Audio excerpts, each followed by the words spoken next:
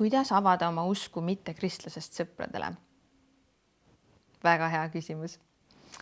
Mina oma elust olen aru saanud, et ma ei oska kõikidele küsimustele vastata, eriti mittekristlaste küsimustele, sest mittekristlased tihti mõtlevad natuke teistmoodi kui meie, kes mina olen terve elu kristlane olnud ja ma olen kuulnud juba seda teoloogiat ja evangeeliumi, ma olen seda kuulnud tuhandeid kordi ja see tundub nagu hästi iseenesestmõistetav ja minu mõttemustrid on nagu läinud mingit ühte rada pidi. Aga kui järsku mõni mittekristlasest sõber tuleb, küsib sult nagu küsimus, et miks Jumal on nii isekas, et ta sunnib inimesi ennast ülistama ja kiitma, et kas ei ole nagu mina küll ei tahaks sellist Jumalat nagu, kes sunnib ennast nagu ülistama, et teda kiita.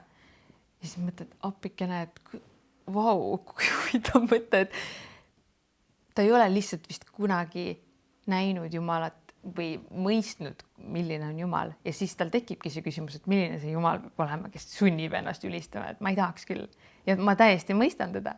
Aga need on need küsimused, mis sa ei saa nagu kuidagi kirjeldada talle või kuidagi vaielda, et teoloogilised vaidlused ei vii tavaliselt kunagi kedagi usule lähemale, vaid pigem need vaidlused viivad kaugemale ja inimesed otsivad vastuargumente, et sinuga vaielda ja kuidagi sind paika panna. Aga mis ma olen aru saanud, mis töötab, on see, kui sa räägid oma kogemusest Jumalaga.